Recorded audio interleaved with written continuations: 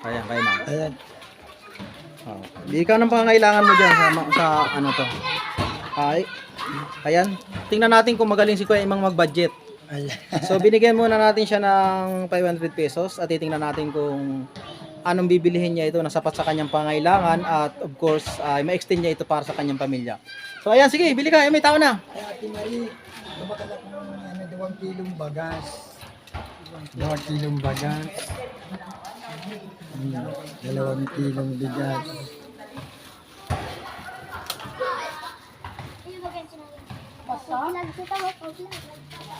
Okay na, itong 41 o 37. Ito 41 na Ate Marie.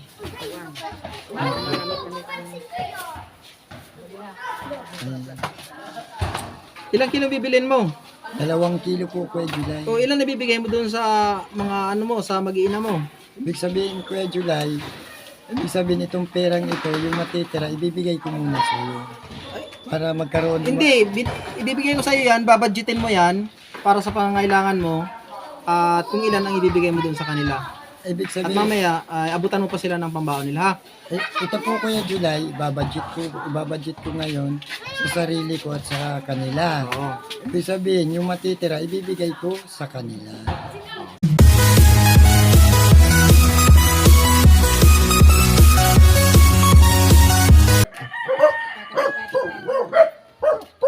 Nakabulos ka na, talaga nakapaligos ka pa. Ano ba ang ko? Dali pa ng kaayusan. Magandang hapon Kuya Imang. Magandang hapon din, Kuya July. Ano yung bigbanatan mo yan? Kape po, Kuya July. Hindi ka na po mag-ano po. Maganda kasi paggalang kasi. Bagay sa bagay. So bisitahin po natin ang tahanan ni Kuya Imang. Kung saan ay kanyang tinutulugan. Sama mo naman ako Kuya Imang. Hindi ka na dyan, hindi ka na. Ako. Sama mo naman ako Kuya Imang. Ituro mo sa akin yung. Nagaba kaya siya rin pwede. Nilipat ko lang, garabok na yun yung nilipat ko. Sige, sige. Hindi ko nga na ano tao. Ayun na. Ayan. Garabok na mayo pa yun yung ano, Kuya July. Wala pa itong ano. Wala pa po itong kaayusan yung bahay ko. Minadali ko lang. Puro tali lang ito ng ano, straw. Ay, puro tali lang yan, Kuya July. Wala yung pako. Saan ka po nagtutulog dyan? Ay, may banig ako. Inaayos ko lang yung sinasapinan ko. Tingnan po na. Yung mga kapatid, tingnan po ninyo yung Sinasapinan ko lang yan. yung tahanan ni Ilmar magbago. Kuya Hilmar Magbago. Ano po? Ayan. Sinasapinan ko lang yan, Kuya July. So, yan po yung kanyang tirahan. Ay, ito, nasaan ang pinakapintuan mo dito, Kuya? Ito na pinakapinto ko. Ay, yung pinto sana yun, kaso mababa yung bahay ko. Ibig sabihin, dito ko na ginawa. Ay, yung pinto ko rito, linagyan ko itong piripinto. Ano yun, na ano na rin, palibasa, ano, wala akong magatong, naigatong ko. Yung mga ano lang, bala. Oo. Bala lang kasi yung, ganyan, no? Yung pinto mo, yun yung pinanggatong mo. Pinaggatong ko mga bala-bala. Tapos wala akong ano, maulan baga noon, hindi ako makaahon at puro baha sa bahang ilog, hindi ako makadakit. Yung pinto-pinto ko rito, naigatong ko, dimunggol yan. Ang mga bulok-bulok naman yun. Mga bulok para hindi makapasok sana yung aso. Yung mga aso. So yan guys, so tingnan po ninyo guys yung kalagayan ng Mga aso hindi makapasok. Wala yan na lang- ito ba? Mga tali, yung ano, wala yung mga pako. yan lang po guys yung ano yung Nag-iba kasi itong bahay ko. yung tahanan ni Kuya Imang sa mga panahon na ito. At yan, dyan muna tayo. So yan po yung kalagayan ng tahanan ni Kuya Imang ngayon. Puro tali lang. Puro tali lang. Pero mga ano yung pagkaano mo, ano, pagka... Walang pako lang, pwede lang. Walang pako puro tali lang. So, diyan ka natutulog Kuya Imang. Diyan ako natutulog sa loob niyan. Kasi sinasapinan ko lang siya. Sinasapinan ko lang ng yung ano, yan. Yung banig ko. Tapos sinasapinan ko ng mga yung damit-damit. Yung mga ano, para yung ano, hindi, mga ano na, basag-basag ng simento yan. Nasaan na yung ano mo? Nasaan na yung balita ko may pamilya ka dito? Nasaan na yung pamilya mo? Mayroon pa akong pamilya Kuya July. Oh. Kasi nagkaroon kami ng hindi pagkakaunawaan. Nagkaroon siya kasi ng sakit. Oo. Nung magkaroon siya ng sakit, ibig sabihin na hospital siya ng 2 linggo. 2 linggo siya na hospital. Ngayon, yung mga bata, ay na, kinuha nung magulang niya. Nung makalabas siya sa hospital, hindi naman ako makakapagtrabaho ng maayos kasi walang mag-aasikaso sa mga bata. Dinala niya sa magulang niya. Kaso ang problema, hindi siya nagpaalam sa akin. Yun ang problema niya, hindi siya nagpaalam sa akin na, "Hoy, Mr. Helmar Magbago, dadalhin ko muna yung mga anak ko sa magulang ko kasi hindi ako makakatulong sa iyo." Yun ang naging problema niya. Hanggang ngayon, ibig sabihin ako ang nagsusuyo sa kanya. Sinusuyo siya para magkaroon kami ng pagmamahalan uli. Ayaw ko naman magkahiwalay kami. Kaya ang sabi niya, hindi pa siya handa. Hindi pa daw siya handa. Hindi pa siya handa para magkaroon kami ng pagmamahalan uli. Kasi ibig sabihin, gusto niya pang maging malaya siyang mag-isa. Ay ako naman, naghihintay lang ako. Kaya siyempre, ang pag-ibig, sabi niya, kailangan mong paglabanan para maging isang dakila kang makapangyarihan sa sarili mo, sa pag-ibig mo. Ay kung mamadaliin ko naman na ayaw niya, anong mangyayari? Hindi kami magkakaunawa na lalong mahantong sa masama. Kaya ako na lang, Kuya July, ang nagpapakumbaba sa kanya para maging isang dakilang makapangyarihan siya, makapangyarihan ako. Kapag nagusto na siya sa akin, pwede na ako magkaroon ng pagmamahal na totoong-totoo na naman sa kanya. Kasi siya ang nag-iwan, ibig sabihin, yung unang pag-ibig niya, parang binaliwala niya na nang magkasakit siya. Hindi niya na ako natanggap. Kasi ibig sabihin, ayaw niya nang maulit yung pangyayari sa buhay niya na nagkasakit siya. Kaya nagpaalaga na siya sa magulang niya. Saan din siya sa magulang? Oh, yung magulang niya ang nag-alaga sa kanya. Ilan na pong anak niyo? 3 po, Kuya July. 3 po ang anak namin. Isang lalaki, 2 babae. Kaya Nag-aaral po silang lahat? yung 2 po, Kuya July, na babae. Yung isa grade 9, yung isa naman grade 6, yung isa hindi pa Kuya July nag-aaral. Pwede na sanang mag-aral siya kasi hindi pa kinakaya ng ina, yung asawa ko, kasi wala namang sapat na hanap buhay. Ang hanap buhay naman natin dito, pag-uling. Kapag hindi ka nakauling, ibig sabihin wala kang magiging patotoong pera, wala kang sapat na magiging pagkain. Kaya ang gawa ng asawa ko, pag nakakauling, ako na lang naghahakot, hindi na ako nagkukuha ng baggage, yung niya. Kaya yun na lang kwintatulong ko sa kanya. Pag nakauling siya, ako na lang magbubuhat. Para naman yung sarili niya magaan-gaanan sa pagkaiisip na bakit hindi ako magkaroon ng patotoong magmahal ulit kay Helmar Magbago. O yun, ako naman, Kuya July, hinihintay-hintay ko lang. Wala naman ako sinasabing nagkaroon ako ng galit sa iyo, hindi. Ako kasi mapagmahal akong tao, mapagmahal akong ama, mapagmahal akong lalaki para sa mga babae. Ayoko magkaroon ng problema. Lalong-lalo sa iyo, napakaganda mong tao. Unang-una, ikaw ang lumalapit sa mga taong nangangailangan. Ibig sabihin, Kuya July, may bahay siyang pinagawa doon. Oo. Kasi dati membro siya ng Purpose. Oo.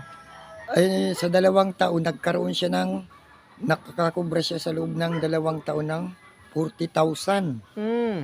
Kasi nawala yung niya, ATM card. Ibig sabihin, hindi siya nakakapagkubra. Kada isang buwan, kumukubra siya ng 3,900. Ibig sabihin, 3,900 sa isang buwan. Sa loob ng 2 buwan, nakakubra siya ng 40,000. Binudget niya sa bahay niya. Ibig sabihin, kapag nagkagusto yung asawa ko, gagawa na muna ako ritong maayos na tirahan dahil marunong naman ako gumawa bago ko sila kukunin doon. Yung bahay doon na pinagawa niya, ibibigay ko naman sa magulang niya kasi walang bahay na sarili yung magulang niya.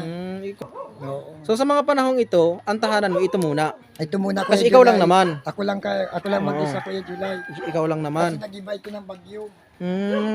Tukod-tukod lang nga ito, Kuya July. Oh. Nakita mo. So ayan ha. Ayan, tukod-tukod. Yan po yung kanyang lutuan.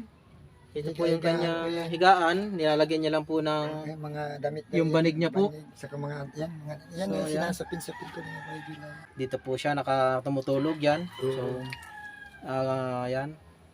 So, siya po ay nag-iipon pa para sa kanyang pamilya. Ayun. Oo. Tapos siya yung kanyang Gatong, gatong. gatong. Tapos, pag magluto, may kaldero ka rin po. Ay, Kuya Julay, ito, kaldero yan. Nag-iinit ako tubig. Yan o. Tubig o nag-init Kaldero. ng tubig. Yan o. Ayan. Mainit pa yan o. Init na tubig pa. Mainit pa yan. Tapos, kanina, ano pong kinain mo kaninang tanghali? Nagkain ka po, nagsaing ka rin. Wala ko, Kuya Julay, hindi na ako nakapagsaing gawa ng wala akong bigas. Ngayon po may bigas ka na. Wala pa rin. Ngayon, Nasaan po ang lagayan mo ng bigas dyan? ito, kaldero. Kaso wala na. Wala na. Oh, Oo. wala na. Yung isa, wala na rin po. Wala rin itong laman. Ayan. Yan, siya po si Kuaimang. So, wag po nating pauunahan ko na po ang lahat ng mga basher po natin na wag po tayong maging mapanghusgang tao. Ano po?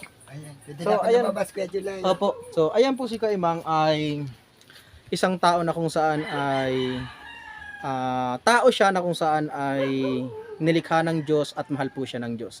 Ano mang mga bagay na nagagawang pagkakamali ay may pagkakataon pa po ito may tuwid. So si Kuaimang po ay isang taong may pamilya, may mga anak. At kung siya daw po ay mabibigyan ng pagkakataon na kung saan ay suyuing muli ang kanyang asawa at tustusan ang kanyang pangailangan ng kanyang pamilya ay gagawin niya ito. Halimbawa, may magbigay sa iyo Kuaimang ng biyaya.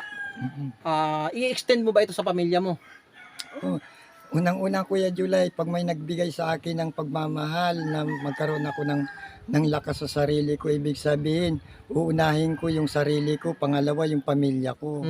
Siyempre, sarili ko muna ang palalakasin ko para magkaroon ako ng sapat na kakayahan na mabigyan ko sila ng sapat na kaya kong ibigay. Ay kung mahina ako, ibig sabihin, hindi ko sila mabibigyan. Yung sarili ko muna ang ayusin ko para maging isang dakila akong makapagbigay sa kanila, sapat na ibibigay ko sa kanila. Unang-una, wala akong mga gamit, wala akong itak. Yung itak ko, wala yan mga kakayahan, mga dispalinghado na yan. Ayan, isang itak ko, wala akong kakayahan yan. Wala akong panghanap buhay ritong lagari. Wala akong mga gamit rito kasi yung mga gamit ko na wala Kuya Julay. Nakadlan kasi ako. Nagkaroon ako ng problema rito sa Barangay San Pascual, nakulong ako diyan. Nakulong ako, nakadlan ako. Mabuti na lang nagkaroon pa ako ng patuto sa sarili ko na yung sarili ko ay hindi ko nakalimutan ang mga taong tingnan na napakaganda. Ang lahat ng mga tao sabi ko ang gaganda. Sana ako naman ay magkaroon ng katulad nilang kaisipan, katulad mo. Nagpunta ka rito para maging dakila ako na naman sa iyo. Ay kung hindi ikaw, hindi na naman ako magiging dakila. Mag-isa lang ako palagi rito sa bahay ko. Ibig sabihin, natutuwa ako sa iyo, Kuya Julay, dahil sa pagmamahal mo. Dakila kang tao sa kapwa mo. Dakila mo kayang ipagpatuloy ang lahat ng gusto mo sa mga taong dakilang nangangailangan ng tulong mo. Ang lahat naman ay sabi niyan, ang lahat uunahin ko muna ang mga tao kapag mayroon ako para maging dakila tayo. Ibig sabihin, ikaw unang-una inuuna mo yung mga taong walang-wala. Kaya nagiging dakila ka sa mga tao. Hindi ka nagkakaroon ng problema. Palagi kang nilalapit sa mga taong napakaganda, napakatibay, nagpapalakas sa iyo, nagpapalakas din sa taong Nagkain ka na po kaninang tanghali, Kuaimang? Nagkain ako, Kuya Julay, humingi ako ng kanin dun sa asawa ko. Buti binigyan ka po. Binigyan naman ako ng kanin, wala daw ulam. Ngayon, pwede ka ako makahingi ng kanin sa inyo. Walang ulam. Sabi ko, mayroon akong nilutong itlog. Yun na nakakain ako. Pakakain ko, sabi ko, mainit ako ng tubig. Yun, nagkape ako kasi hapon na ako dumating, di ba? Okay. Ano gusto mong mangyari sa buhay mo ngayon? Ako, gusto ko lang sa buhay ko maging maayos ako.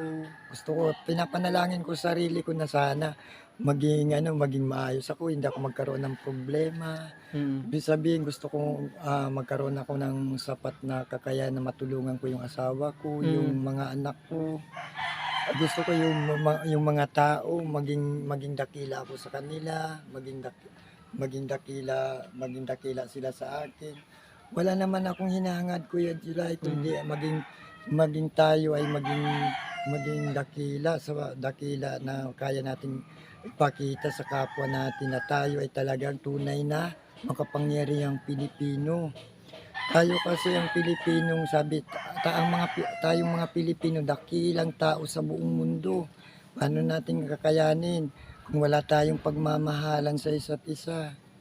Kaya yun ang ano ko, pinapanalangin ko, sana maging dakilang Pilipino tayong tao sa buong mundo. Na sana magkaroon na tayong totoong pagmamahal sa Panginoon, na kayo na talaga ang dapat na magkaroon ng patotoo. Na wala nang dapat pang magiging problema sa mga tao. Lalong-lalo ka na, Kuya July. Ikaw ang dakilang binigyan ng Panginoon para magkaroon ng pagmamahal sa katulad ko na walang kakayahan. Kaya napakaganda, ibig sabihin yung isip mo nagiging presko dahil sa pagmamahal mo.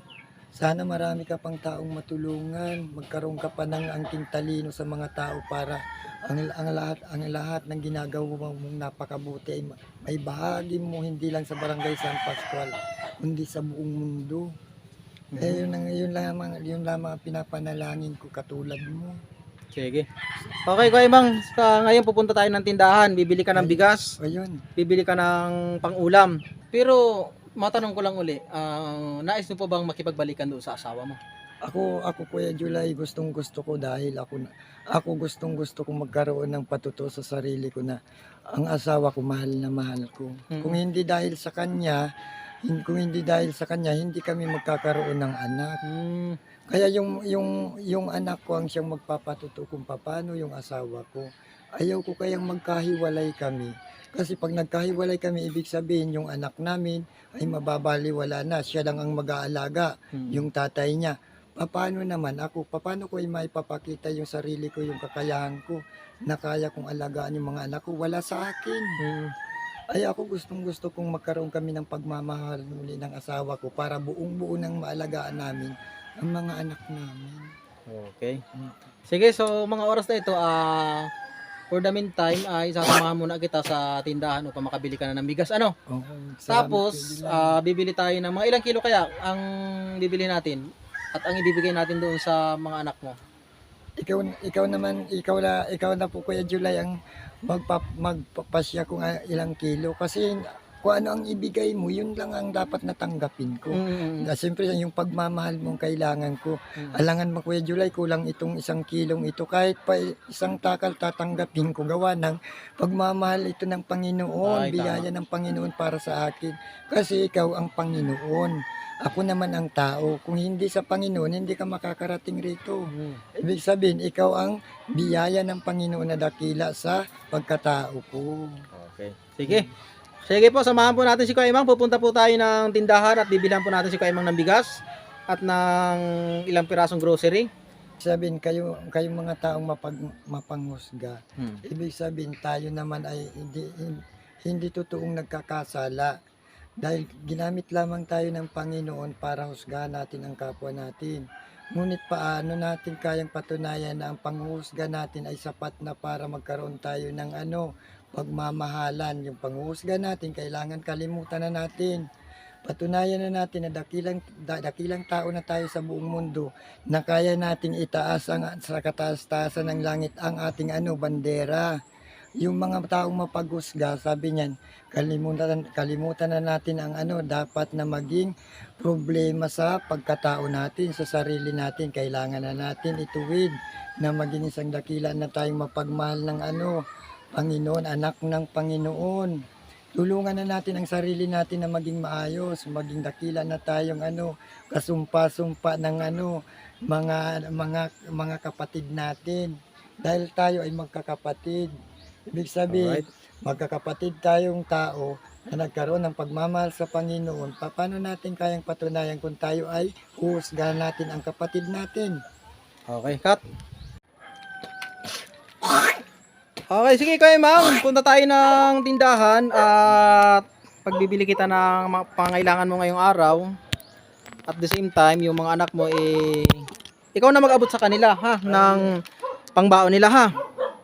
Okay, pwede na Kuya Mang, sasamahan po natin si Kuya Mang. Pupunta po tayo ng tindahan at ibibili po natin siya ng pangailangan sa araw na ito.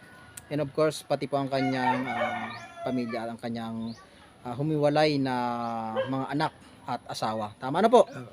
So, sila ang nang iwan, hindi ikaw. Oh, sila po ang nag-iwan. Oo. Ang nang iwan sila, hindi ikaw. Hindi ako. Oh, sige. Ayun. So ayan. Tara Kuya Mang, punta ka sa tindahan. Okay. Tara. Ayun. Ayan.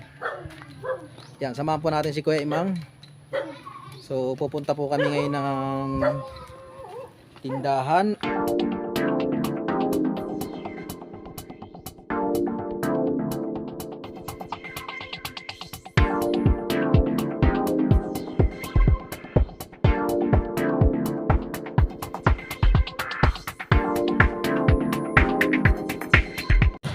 Wala siyang bigas, wala siyang... O, bili ka!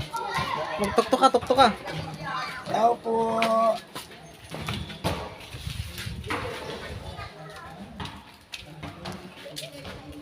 Sige. Tao po. Ate Marie. Sabakay. O, bili ka ng pangailangan mo ngayon ha. O, bili ka ng pangailangan mo dyan sa ano to. Ay, ayan. Tingnan natin kung magaling si Kuya Imang mag-budget. Ayan. So binigyan muna natin siya ng 500 pesos at titingnan natin kung anong bibilihin niya ito na sapat sa kanyang pangailangan at of course ma-extend niya ito para sa kanyang pamilya. So ayan, sige, bili ka, may tao na. Ay, Ate Marie, lumakad akong 2 kilong bagas. 2 kilong bagas. 2 kilong bigas.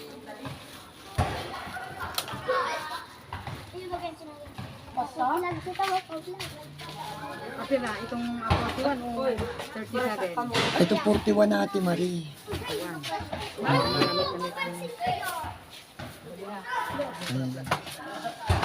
Ilang kilo bibilin mo? 2 kilo po Kuya July. O ilan nabibigay mo doon sa mga ano mo, sa mag-iina mo? Ibig sabihin Kuya July, ibig sabihin itong perang ito, yung matitira, ibibigay ko muna sa iyo. Para magkaroon. Hindi, ibibigay ko sa iyo yan, babadgetin mo yan para sa pangangailangan mo at kung ilan ang ibibigay mo doon sa kanila. Ibig At sabihin, mamaya, abutan mo pa sila ng pambaon nila ha. ito po Kuya July, ibabudget ko ngayon sa sarili ko at sa kanila. Oo. Ibig sabihin, yung matitira, ibibigay ko sa kanila. Pero yung ibibili ko, ibig sabihin, bibigyan ko rin sila. Para magkaroon naman sila ng budget. Ito para sa kanila. Ate Marie, duwang sulok, tapos duwang natin. Ayan, duwang sulok, duwang natin.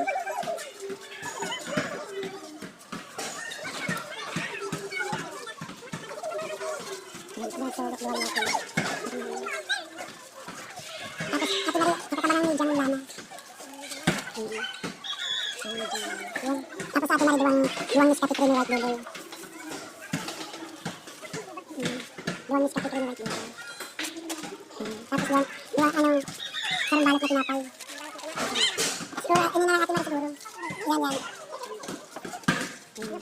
Tapos dito ko. Ibahan mo daw Ate Marie, sarong sabon na mahamot. Bahan mo daw Ate Marie, sarong sabon na mahal. Guard, Makarakarigos naman. nakaparaparigos mo na ako Kuya July. Para mahamot-hamot man. Dahil pa ako naparigos Kuya July. Magal pa kaya ako, sabi ko baka kung mapasma ako, mahidap na. Ay mayo man si misis ko. Dahil ko man makakatahid at yan. Aray kung makakatahid ko na, pasma kung pasma.